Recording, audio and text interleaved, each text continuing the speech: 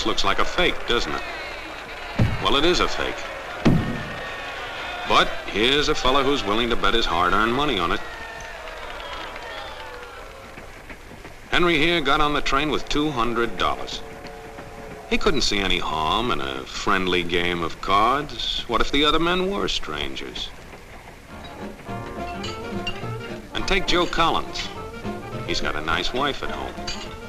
But he met this girl at the bar, and she looked kinda cute after the first couple of drinks.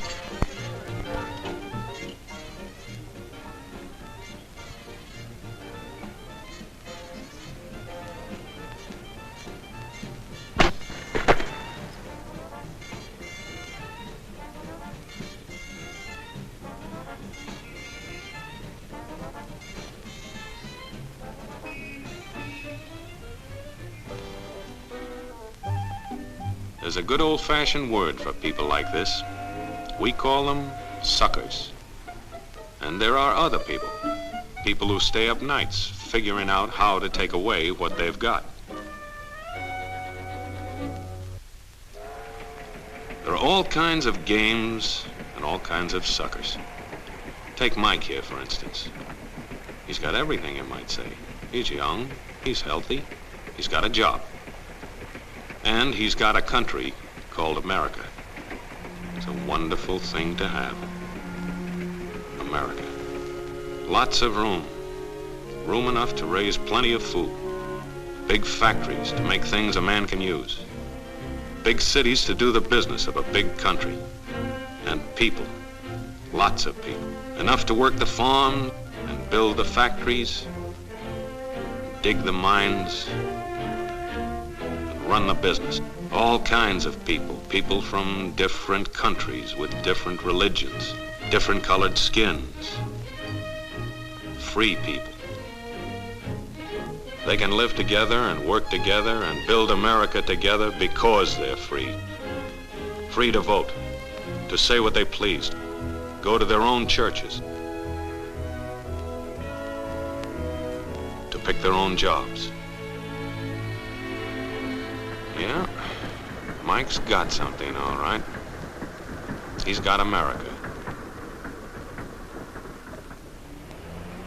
But there are guys who stay up nights figuring out how to take that away from him. I want to give you the truth, folks. The truth about America. I know you've got a lot of questions. You want to know why you're not getting the breaks you deserve. Well, I'm not a politician. But I've made it my business to study these things, and I happen to know the facts. Now, friends, I'm just an average American. But I'm an American, and some of the things I see in this country of ours make my blood boil. I see people with foreign accents making all the money. I see Negroes holding jobs that belong to me and you. Now, I ask you, if we allow this thing to go on, what's going to become of us real Americans? I've heard this kind of talk before, but I never expected to hear it in America. This fellow seems to know what he's talking about. Yes, he knows all right. What's the answer? What are we real Americans going to do about it? You'll find it right here in this little pamphlet. The truth about Negroes and foreigners. The truth about the Catholic Church. Now, friends, these books are free. Paid for by real Americans who want others to know the truth. Excuse me, young man, but are you actually going to read that stuff? Sure, why not? You heard what he said, didn't you? Yes, I heard. But do you believe in that kind of talk? I don't know, makes pretty good sense to me. I'm speaking to you as an American. And I tell you, friends, we'll never be able to call this country our own until it's a country without. Without what? Yeah, without what? Without Negroes. Without alien foreigners. Without Catholics. Without Freemasons. You know these people. What's wrong with the Masons? I'm a Mason. Hey, that fellow's talking about me. And that makes a difference, doesn't it? These are your enemies. These are the people who are trying to take over our country. Now you know them. You know what they stand for. And it's up to you and me to fight them. Fight them and destroy them before they destroy us. Thank you.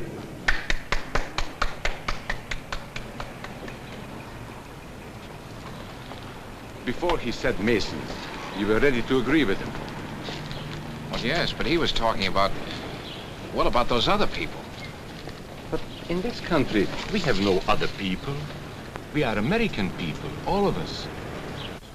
What about you? You aren't American, are you? I was born in Hungary, but now I am an American citizen. And I have seen what this kind of talk can do. I saw it in Berlin. What were you doing there? I was a professor at the university. I heard the same words we have heard today. But I was a fool then.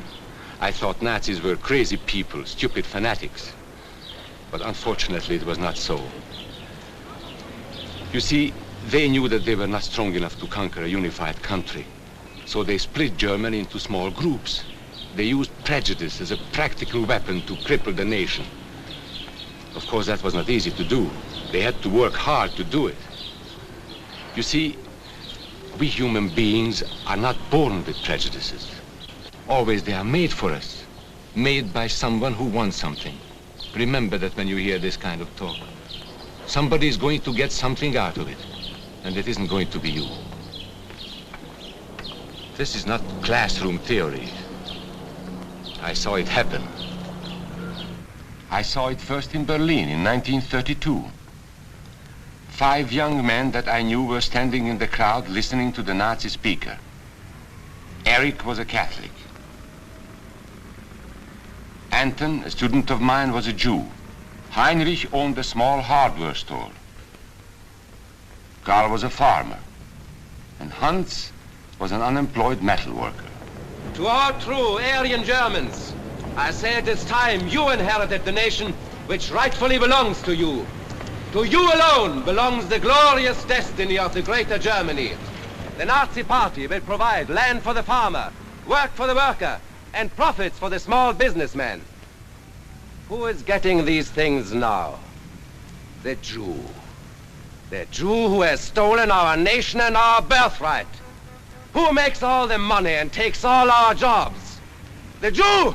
He must be shunned. He must be ostracized. He must be eliminated. And the Catholics. We don't want our great nation run by a foreign church. We Germans will know what to do with these people when the time comes. They and their faith must be destroyed. Then there are the Freemasons. In Germany, we have no place for secret societies. There will be only one society, and that is the Nazi Party. There will be no secrecy about that in the new greater Germany. One by one, he attacked each minority and he split them off one from the other. These men were all fellow Germans when they came here today. Now they were split into rival groups, suspicious of each other, hating each other. They were being swindled, all of them. But the man who was really being fooled was Hans. He was pure German, according to Nazi standards.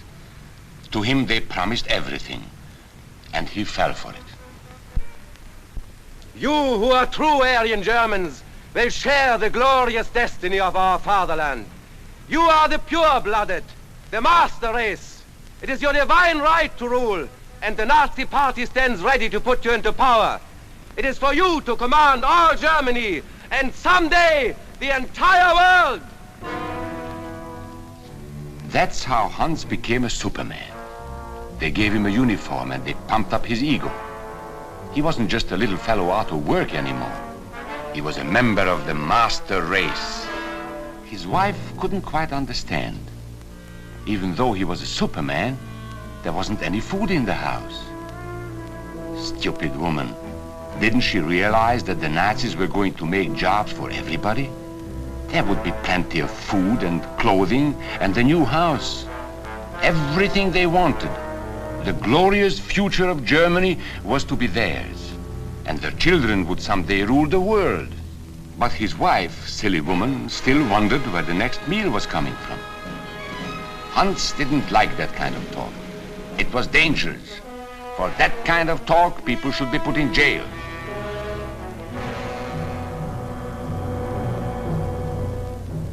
Hans had swallowed the bait all right. And these were the men who baited the hook.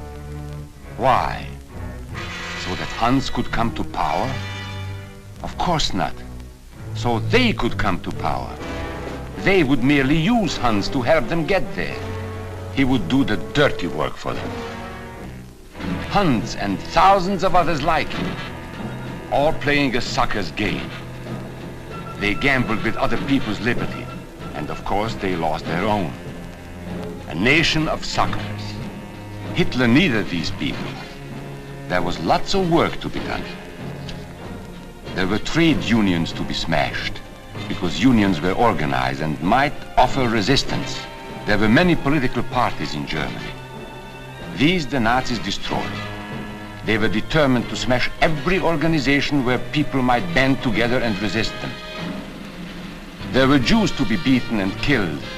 The Jews were not powerful, but they were a convenient excuse for all the nation's ills.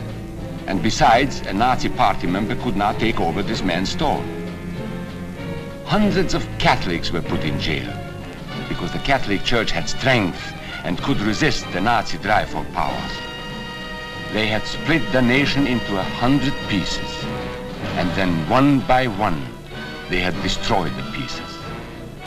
Over these broken pieces, the Nazis rode into power.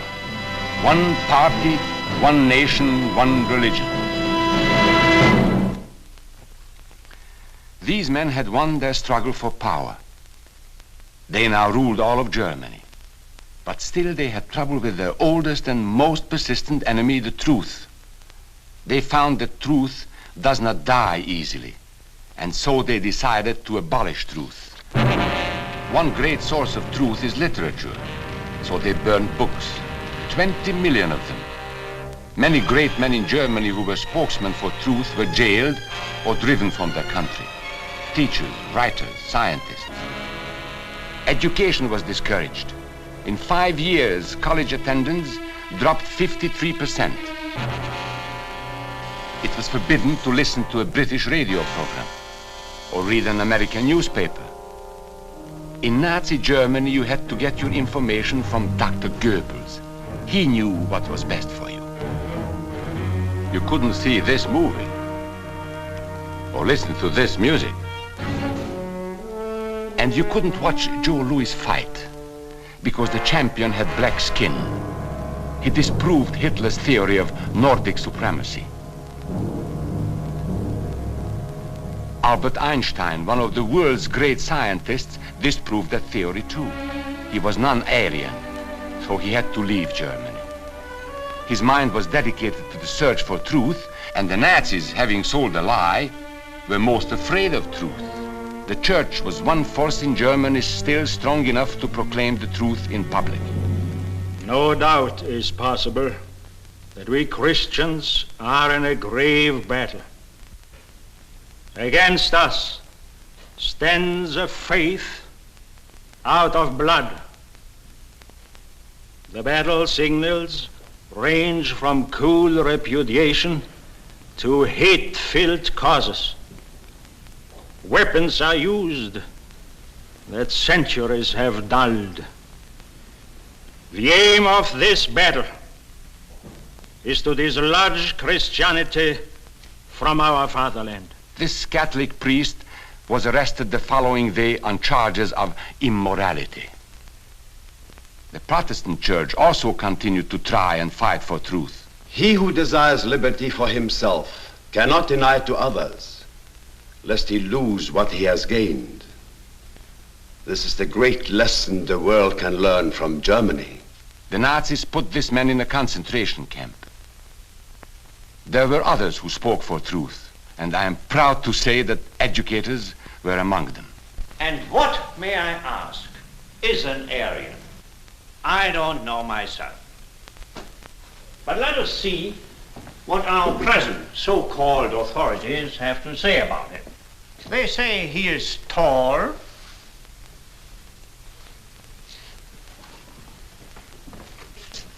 slender,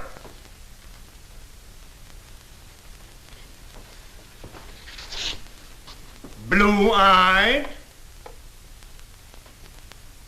and blonde. There is no Aryan race. And more important, there is no master race. There are people who may find these ideas convenient, but science cannot support them. There is no scientific proof that there's any correlation between a man's racial characteristics and his native ability or character. In all racial groups, we find the same range of potentialities. We find idiots and geniuses. We find criminals and philanthropists. We must judge each man as an individual and not by the color of his skin or his eyes or by the length of his nose.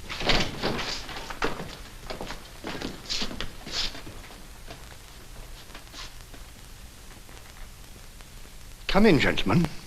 Make yourselves comfortable.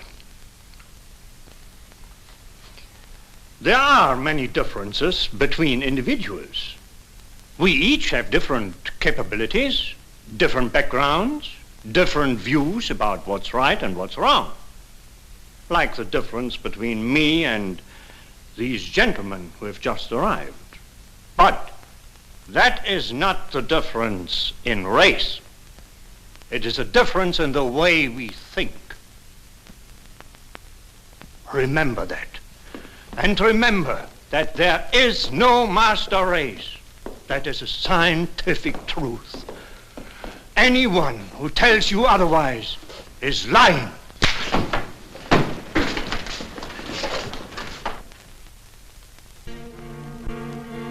And so for all practical purposes, truth had been abolished in Germany. A lot of my German friends wondered what had hit them. How did it happen? Where did it start? It started right here. And this was where it could have been stopped. If those people had stood together, if they had protected each other, they could have resisted the Nazi threat. Together they would have been strong. But once they allowed themselves to be split apart, they were helpless. When that first minority lost out, everybody lost out. They made the mistake of gambling with other people's freedom. Now let's see how those bets paid off. Karl the farmer was gambling on a better life for himself. What he got was extra hours of back-breaking work, as much as 100 hours a week. He was forced to stay on his land and produce what he was told to produce, because now Hitler was preparing for war. For Heinrich, who owned a hardware store, the bet didn't pay off either. 104,000 small businesses were closed in 2 years. And for Hans, conditions hadn't improved any. He had a job now in the munitions factory, but he worked long hours for little pay. The working conditions grew increasingly bad. And even though he didn't like the job, he wasn't permitted to leave it. There still wasn't enough food in his house. Hitler said you couldn't have butter and cannon. So Hans couldn't have butter. And when Hitler decided the time was right, Germany went to war. Not by declaring war, but by a carefully prepared sneak attack. Once again, Hitler needed Hans to do his dirty work. Hans was an expert at brutality by this time. And Hitler had decided to use Hans and his brutality against other peoples, the Czechs, the Poles, the French, the Russians. But in the crucial test of war, Hitler's race theories didn't pay off. His pure-blooded supermen were defeated by the mongrel armies he despised, by the British at El Alamein,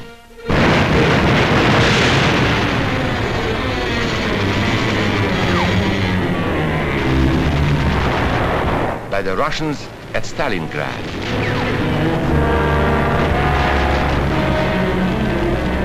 and then on D-Day by American soldiers of every color and religion who smashed across the Normandy beaches and drove on through to the heart of Germany.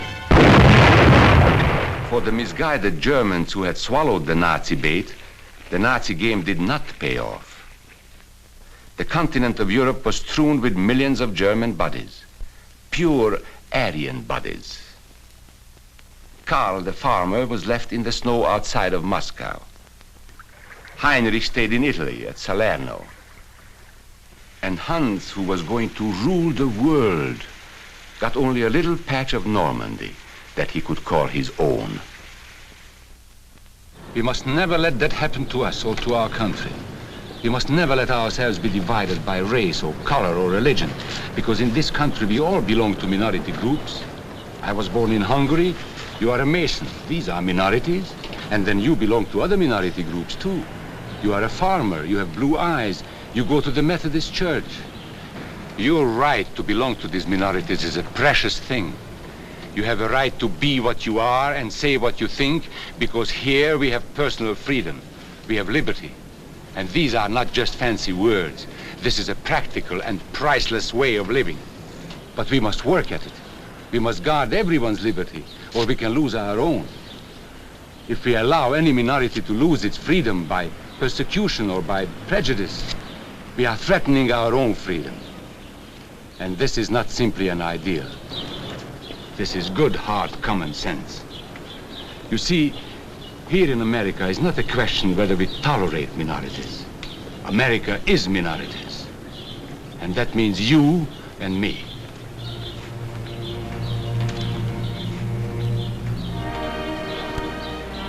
So let's not be suckers.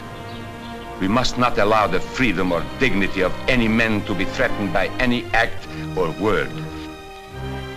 Let's be selfish about it. Let's forget about we and they. Let's think about us.